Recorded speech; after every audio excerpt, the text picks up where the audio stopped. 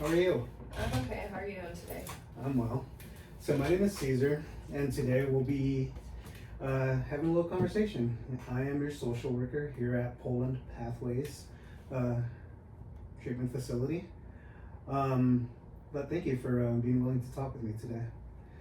So I just want to let you know that this conversation is meant to be a supportive space where we can talk about something that's going on in your life. Everything we talk about here is confidential.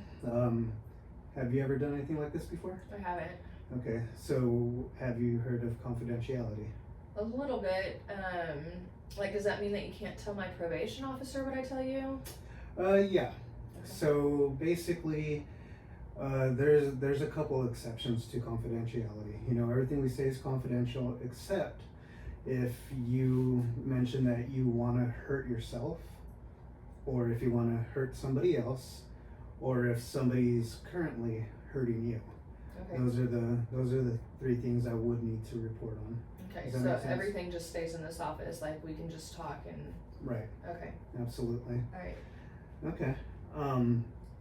My role is to mostly listen, ask questions, and kind of help you think through what's going on. Does that sound okay? Yes, it does. All right. Well, let's get into it. So what are some things going on in your life right now that you've been thinking about or dealing with? So the biggest thing in my life that I've been dealing with is I still don't have my daughter back. Like, I've been sober for almost 4 years. I feel like I've done everything that I should be doing in my recovery. But my mom, who has my daughter, still looks at me, I think, like I'm still in my active addiction. And Okay. I feel like she treats me that way too. And so I don't ever, every time we try to have the conversation, we get nowhere.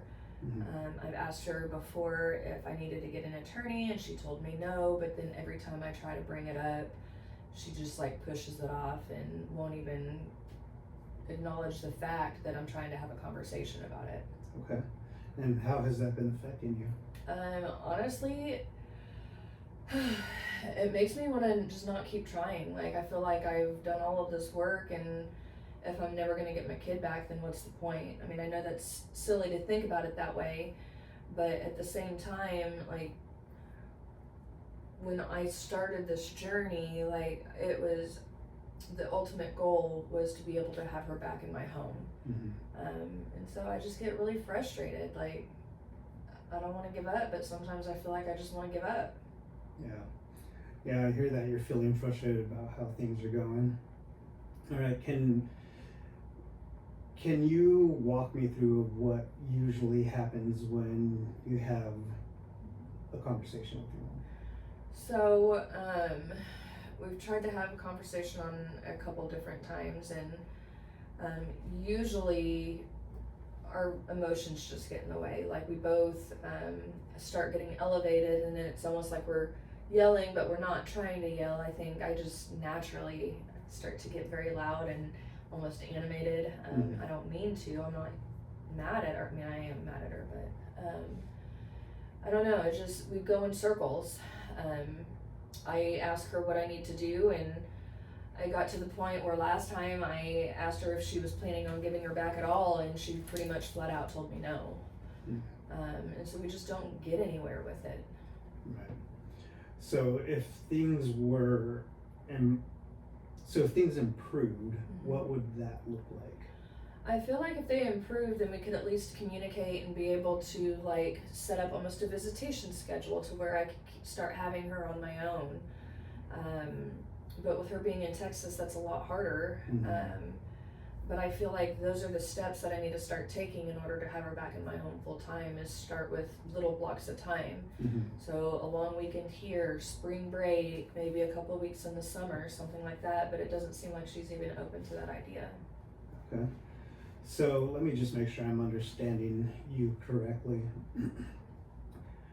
So you got a little bit of sobriety under your belt. I mean, more than 3 years now, right? Yeah, I'll have 4 years in May. That's amazing. Congratulations. Thank you. And so you've been making strides in your recovery. Now the thing is, from what I understand, is your daughter, she is with your mom Correct. in Texas. Correct. And you're been working towards seeing your daughter a lot more, and you're working towards getting her full time. Correct. Okay. Now, when the conversation comes up of seeing her more or getting her back, you're met with resistance. Yeah. And because of that, the conversations tend to get a little elevated and intense. Yeah. That's what I'm hearing. Okay. But you do want to be able to have these cordial conversations to where you guys can work towards a goal, a shared goal together, and Yeah. eventually get her back. Yeah, have a productive conversation instead of just blaming, I guess. Well, okay, that sounds like a good goal to work towards, and so we can definitely get into that as time comes, right? Is there anything else you had to share or you wanted to share with me? I don't think so. I mean, I feel like a lot of other aspects of my life are going really well.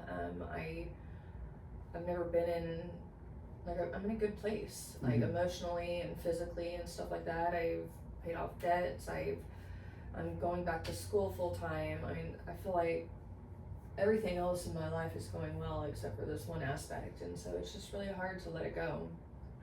Yeah, I can understand that. Well, I'm here to help you. So over these next few sessions, we'll definitely dive into some of the different goals and things we can work towards to help make some progress with your situation here. All right, that sounds good. All right, well, I really appreciate you sharing all of that with me. It sounds like we're already thinking of ways to move forward. So Yeah. looking forward to meeting with you again. Me as well. Thank you so much. Thank you.